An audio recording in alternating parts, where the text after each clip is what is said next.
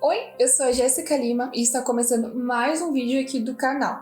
Então, se você ainda não é inscrito no canal, aproveita, já se inscreve e deixa aquele joinha maroto que a gente tanto gosta. Hoje a gente vai falar sobre um especial aí, gente. Vai ser um especial. Então vamos lá, vou fazer uma pergunta para vocês. Quando nós pensamos em super-heroínas, o que vem na mente de vocês? Não sei aí, mas aqui eu, Jéssica, a primeira coisa que eu penso é a Mulher Maravilha. Laço da Verdade, a Ilha do Paraíso, os braceletes. É a primeira coisa que vem na minha mente, com certeza. E, gente, ser uma personagem assim, desenvolvida durante tanto tempo levou ela para um novo patamar. Hoje ela é um símbolo. E é justamente por tudo isso que ela tem feito e o que ela representa aí na sociedade que nós decidimos trazer esse especial aqui. E é claro, comemorar os 79 anos da personagem, né? E comemorar aniversário sem palmas, não é aniversário, então palmas! Então vamos lá. Jéssica, como é que surgiu assim a Mulher Maravilha? Quais são as origens dela? Calma aí, vamos chegar lá. 1941, gente, que ano? Que ano foi aquele, né? Segunda Guerra estava ficando cada vez mais brutal, a Operação Barbarossa começando, nazistas invadindo a União Soviética e os japoneses decidiram atacar Pearl Harbor.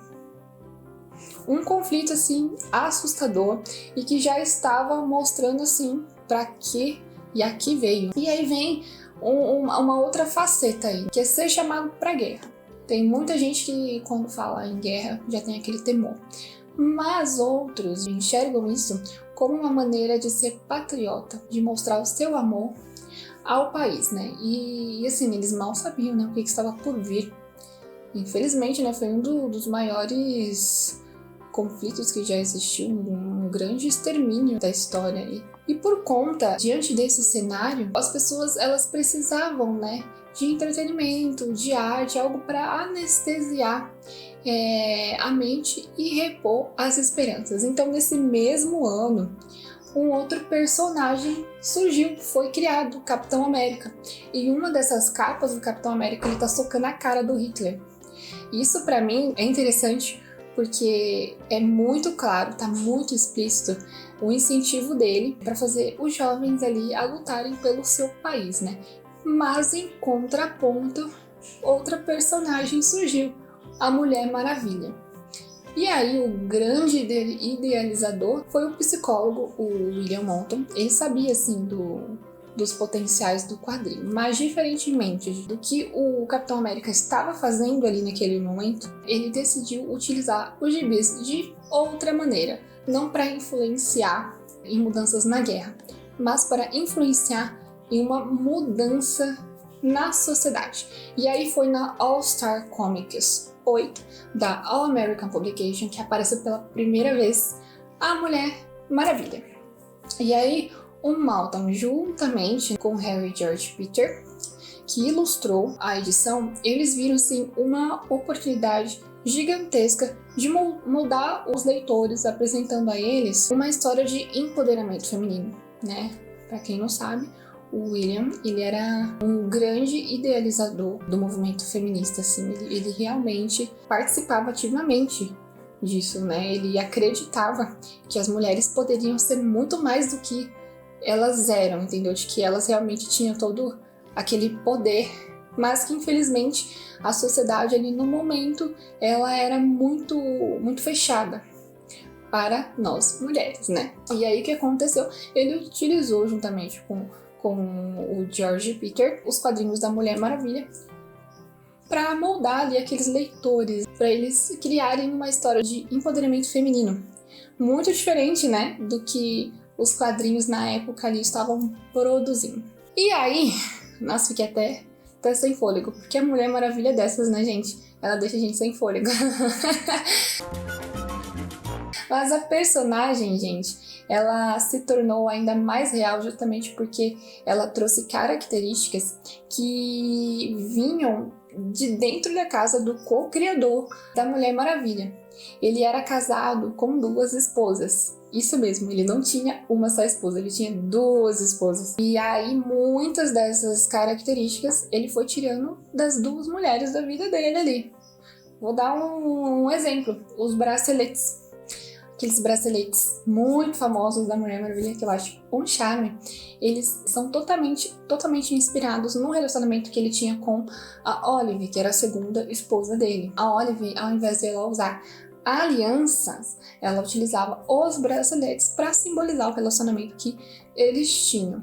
E aí entra a Elizabeth, que foi a primeira, né, esposa dele. Ela era assim uma entusiasta sedenta pela mitologia grega. Então é por isso que toda essa história mitológica em torno da Mulher, né, Maravilha. E eu não poderia deixar de comentar uma outra curiosidade. O William, ele foi o criador de um protótipo do que viria a se tornar o polígrafo, que é o detector de mentira. Por isso, o laço da verdade, né? Eu acho que o laço da verdade é uma das coisas que eu mais gosto ali na Mulher Maravilha, fora toda a personalidade dela, mas eu acho muito legal. Fala pra mim, quem é que não queria ter um laço da verdade? Né, não? E aí, voltando à história, voltando ali pro contexto histórico da coisa. Quando a gente imagina toda aquela guerra acontecendo, homens amontoados nas trincheiras, tiro, muita violência, morte, a gente já faz uma conexão. Poxa, aquela quantidade estrondosa de homens ali na guerra, quem é que estava nas cidades trabalhando? Porque assim, o mundo não parou, né, digamos assim, muitas coisas continuaram acontecendo, né? Então quem é que tomou ali a posse, o lugar dos homens? Foram as mulheres.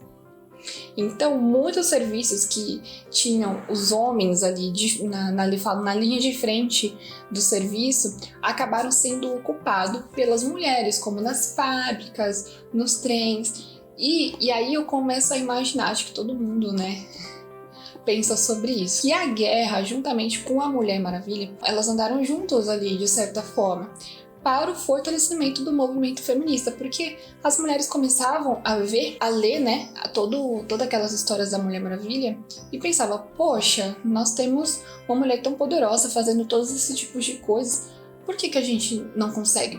Né? Nós conseguimos sim. E é por isso que eu acho incrível toda a força que a personagem foi ganhando ali ao longo do tempo, né? Por isso que ela é realmente considerada um símbolo de empoderamento. Mas vamos lá, vamos passar para as adaptações. Em 1974, a personagem saiu dos quadrinhos e foi para a televisão. Mas olha, não deu muito certo não, viu? Por quê? Com um figurino totalmente diferente do que se era conhecido, as reclamações, assim, foram muitas, o que acabou levando a rede estadunidense da ABC a mudar o rumo da série, mudar tudo ali, entendeu?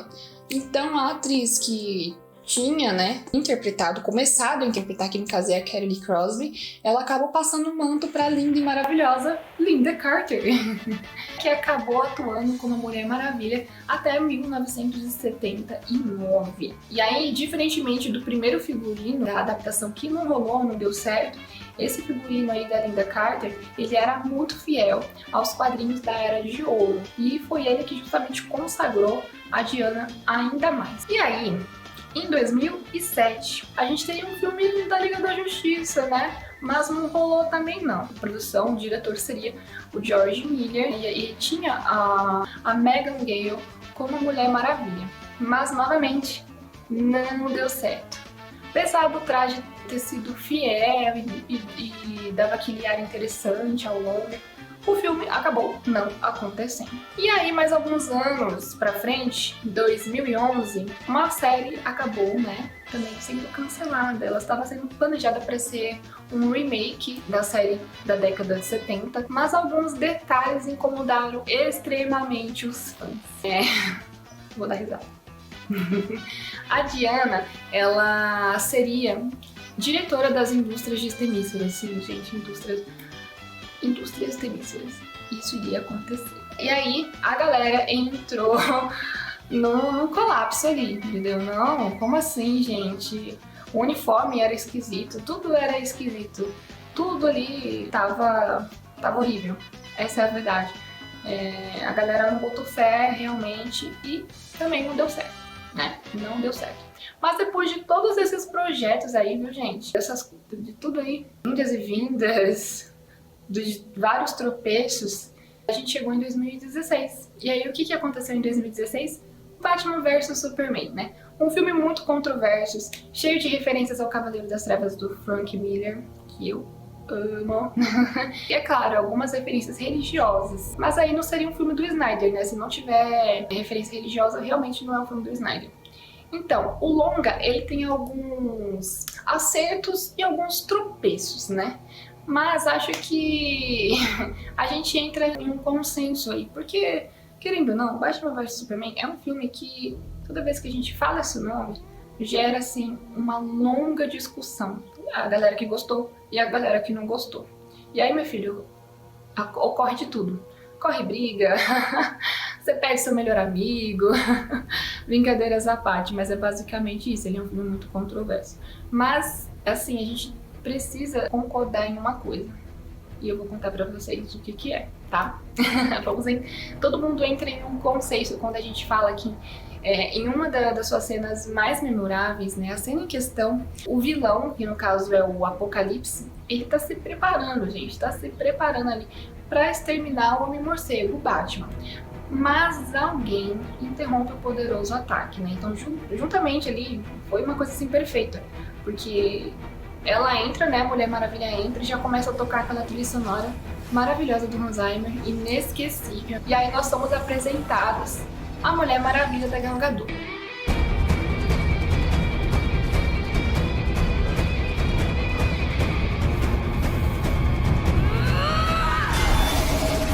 Gente, o que foi isso? O que foi aquilo? Maravilhoso. O cinema, eu fui assistir 3 vezes no cinema esse filme, tá? Todas as vezes que eu fui, a galera, assim, vibrava na cena da Mulher Maravilha, porque realmente foi inesquecível. Depois de tanto tempo sem ter nada referente a ela, assim, nas telinhas, foi muito bacana, assim, foi demais. Só elogios, né? Então, em pouco tempo de cena, uma coisa era muito óbvia ali, entendeu? Aquela era a Diana definitiva, com certeza. Então, antes do lançamento do filme, muitas pessoas criticaram, falavam que ela era magra demais, que ela não era talentosa. Porém, a gente não podemos negar, a caracterização, a atuação, cara, foi tudo tão bem feito que a gente precisava conhecê-la melhor. Aí já veio aquela vontade, nossa, de quero mais, sabe? Preciso do filme agora, entendeu? Veio aquela vontade. E em 2017, o que rolou? O que aconteceu? O primeiro filme, né? O primeiro longa-metragem da Mulher Maravilha. Gente, o filme foi dirigido, né? Como grande parte aí sabe, pela Patty Jenkins. E ele faria parte do universo compartilhado da DC dos cinemas. E assim, o longa, ele foi um sucesso, tá? Ele ultrapassou os 800 milhões de bilheteria e teve críticas assim muito calorosas, muito positivas quando comparamos assim com Batman vs Superman. A diferença é bem nítida, tanto em longa-metragem quanto em crítica. São filmes bem diferentes. Porém, né, como você deve saber, a história da Gal Gadot e da Mulher Maravilha não parou por aí, né, gente? Ainda bem. Então, no final desse mesmo ano aí, nós tivemos o lançamento de um filme que prometia ser arrebatador. Ele só prometeu, tá? Só prometeu, não foi arrebatador. A divulgação da Liga da Justiça, ela era muito forte, ela era pesada. A Warner realmente fez um trabalho de marketing ali, ó, perrenho mesmo, muito forte mesmo, pesado. E assim, o marketing estava bom, mas as coisas internas não estavam tão boas assim. A produção estava passando por problemas e por conta de um triste imprevisto, né, que nós lamentamos até hoje, o Zack Snyder teve que deixar o projeto de lado por um tempo e a Warner precisava tomar providências, né? Ela precisava entregar o filme antes do Natal e antes de Vingadores Guerra Infinita. Então o que a Warner fez? Ela colocou o Joss Whedon, né, no lugar do Zack Snyder. E o resultado não foi esperado, com certeza não foi esperado. Pra mim, foi um filme totalmente diferente, sabe?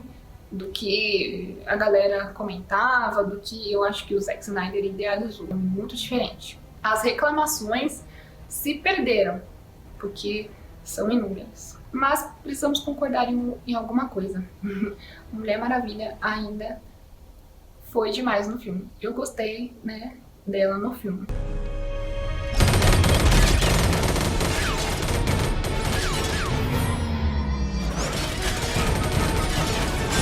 Em 2021, teremos duas produções, né, com a Gal Gadot interpretando ainda a Mulher Maravilha, e elas são a minissérie da HBO, A Liga da Justiça, do Zack Snyder, tá, que ainda não tem previsão de chegada no Brasil, e a sequência do filme da Mulher Maravilha, que também é dirigido pela Patty Jenkins, tá?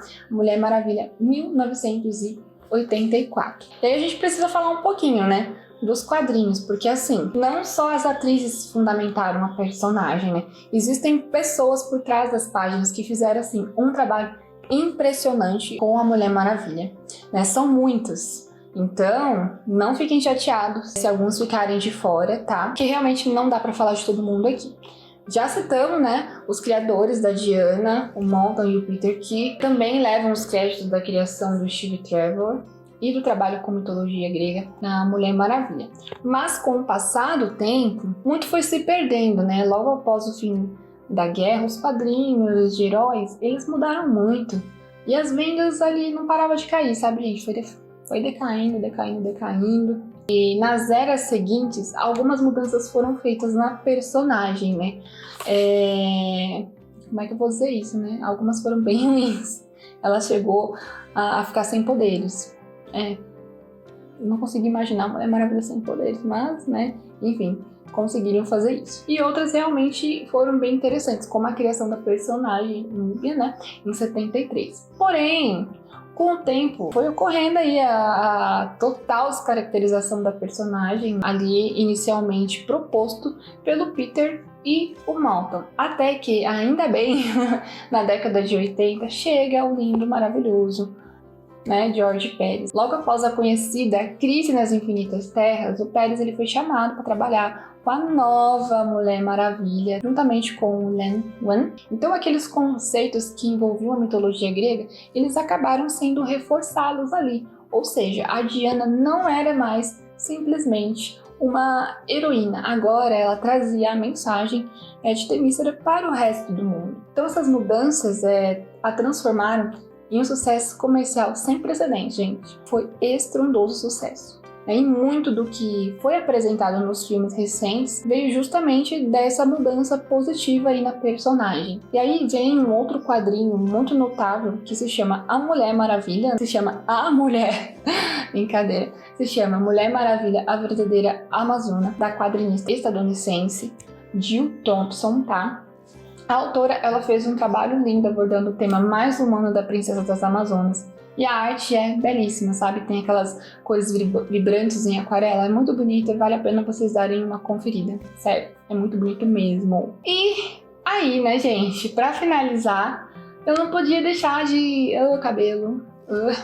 E aí, pra finalizar, eu não podia deixar de falar da quadrinista brasileira Bilquis Evely. Ela foi responsável pela arte, né, de algumas edições que vieram depois dos eventos do universo de DC Renascimento. Ela é extremamente talentosa e é interessante porque o traço dela, ele é reconhecido facilmente, sabe? Então, essa artista paulistana, ela faz desenhos assim, bem detalhados, eles são mais cheios de leveza, sabe? Então, eles deixam a leitura ela muito mais fluida. Eu, particularmente, gosto de tudo, não só no quadrinho, mas uma leitura de um livro, tudo tem que estar fluido, gente. Isso aí pra mim é lei. Mas vamos lá, no próximo ano, né, ano que vem, tá quase aí, né, gente? Estamos em novembro já. No ano que vem vamos ter um super evento aí, viu? O DC Future State. Mas o que é isso, Jéssica? Conta aí pra mim, né? São revistas e nessas revistas nós vamos conhecer o futuro de alguns heróis, né? Futuro dos heróis, desculpa, e alguns novos personagens que surgiriam com o passar do tempo. E aí, para combinar os 80 anos que a Mulher Maravilha vai fazer, né, no ano que vem, vamos ter duas revistas da personagem, que é a Wonder Woman Immortal, com a Diana e a Núbia, E uma, né, que é a Wonder Woman, que vai estar apresentando a Yara Flor, a heroína brasileira. Que por motivos dela ser da floresta amazônica, a gente pode dizer que ela é a verdadeira Amazona, né, gente? Com certeza. Lá nasceu na Amazônia, gente. Ela, com certeza, é a verdadeira. Ou ela pode ser amazonense, né? Não sei. Decidam aí. Bom, as histórias, elas têm data prevista para o início de 2021, então tá super aí, gente, já, ó, vai passar super rápido, mas sem previsão ou nomes confirmados, tá? Por mais fáceis de deduzir que sejam, ainda não tem nada muito definido ainda. E é isso, gente, olha, são tantas histórias, filmes e até projetos, assim, cancelados, né, ao longo de todos esses anos aí da personagem, e essa imensidão de desenvolvimento, sabe, retornando aí do início, transformar a personagem no verdadeiro ícone, na luta pela mudança. Ela é um símbolo de empoderamento feminino, sabe? A gente não poderia deixar de falar dela, ela realmente é uma personagem que inspira a mudança. Sabe, eu como mulher, eu me sinto muito representada. Às vezes nós achamos que não somos capazes de determinada coisa, mas a personagem, ela tem essa dinâmica, ela tem esse poder, ela faz com que a gente acredite em si mesma. Bom, gente, eu vou ficando por aqui. Eu queria dizer que foi assim, um imenso prazer estar gravando esse vídeo aqui pra galera da DC Club, ainda mais para falar sobre a Mulher Maravilha. E sou super grata a todos vocês, tá? Então, se você chegou até aqui por algum motivo e esse conteúdo te informou, agregou em algo, curte, compartilha e se inscreve no nosso canal, porque isso ajuda pra caramba a gente a continuar criando conteúdo aí relevante para todo mundo, tá? E aí, gente, não deixa, tá? Não deixa de compartilhar. Marca a mãe, irmão, pai, primo, todo mundo. Compartilha, recompartilha e seja feliz. Até a próxima!